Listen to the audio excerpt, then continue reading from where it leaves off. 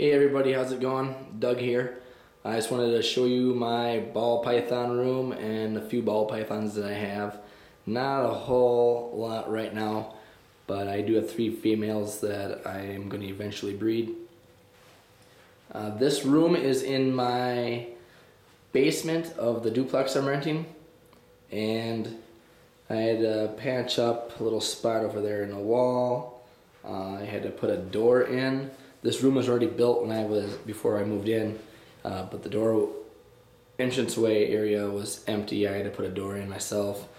And then I threw up the fluorescent lighting in here. So got fluorescent lighting going up in the ceiling. All the wiring for that goes all the way over to this surge protector I got from Home Depot. Only costs about $15 or $20 for this. It has a timer on it, so at 7 o'clock in the morning I have it so the lights turn on, and then at 7 o'clock at night the lights turn off, all by this timer on the surge protector. Mainly because I'm not using the light for breeding purposes yet, so I'm not minimizing or prolonging the daytime or the daylight that they get, just having it so there is some light. I have a Lasco heater down here for heating the room. It is in the basement, so the whole rest of the basement is kind of cool, so I want to keep this room nice and warm at about 80 degrees. So that way if something does happen with the herpstat that I have running the rack, that at least it's still going to be about 80 degrees in here. Nothing too bad hasn't happened to the snakes. I have a little work table there. I take pictures of the snakes on there for whatever. Eventually I'm going to have a website up, because once I start breeding the ball pythons I'm going to sell some of the babies and everything. I have a little scale here for weighing them. The essential trash can for throwing crap away. Some odds and ends down there. I threw down some rugs because this was like concrete floor, so I threw down rugs to keep some of the heat in here, otherwise the concrete floor is a little cool. And have a herpstat 2 running this rack. The shelves on the rack have a little groove that goes down the center to about there, and you can put the probe in there from the herpstat. It sits right in the groove, so that way you can slide your bins in and out without messing with the probe at all. And this rack is built by Animal Plastics, and this is the Iris CB70. I have dual side radiant heat, so on the sides in the back area of the rack have the heat tape on that side and on the other side. And then for the actual bins themselves, I actually have little cards on here that I printed off from Viper Reptile Tracking System. They're kind of neat. They have your reptile ID. I just labeled all of mine based off of whatever morph they are and what year they were born. It has the sex on there, and you can put a little picture of each of your snakes on there. Took my pictures right there on that table and put them on this card. For the reptile ID, like I said, I just put the morph down and then the year and then the number. So if I had 3 bumblebees, I'd have bumblebee 0901, 0902, 0903. And like if I had a couple butters, let's say I just say butter 0901, and then next one would be butter 0902. So I know I'm kind of lame right now. I don't really need to have this. It's not like I have a lot of animals. I can't keep track of them or anything or whatever. But in the future, it'll be beneficial when I have a whole bunch of little babies all over the place and didn't know what I need to have for selling and all that kind of stuff. So right now it's pointless, but it looks neat.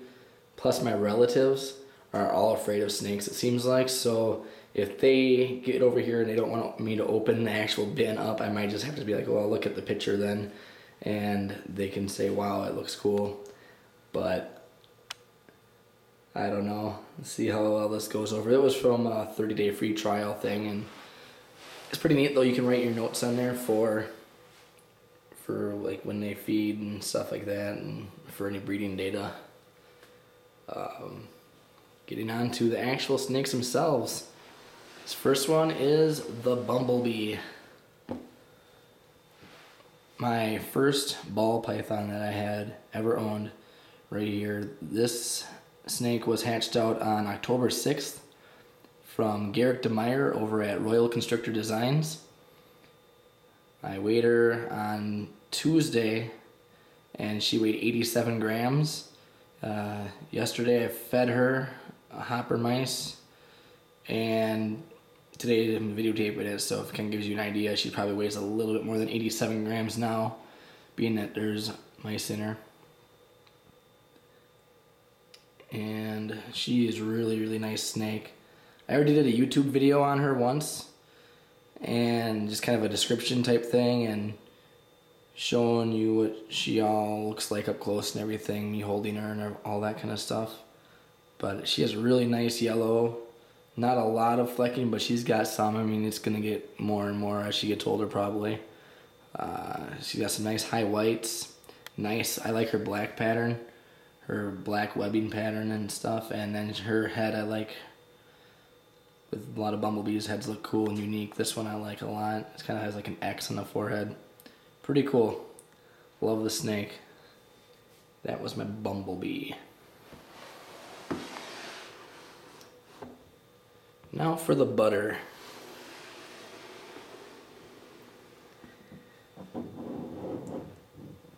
Here is the butter. This one I also got from Garrick over at Royal Constrictor Designs. This one right here I got recently along with the pied. This one was hatched out on September 16th.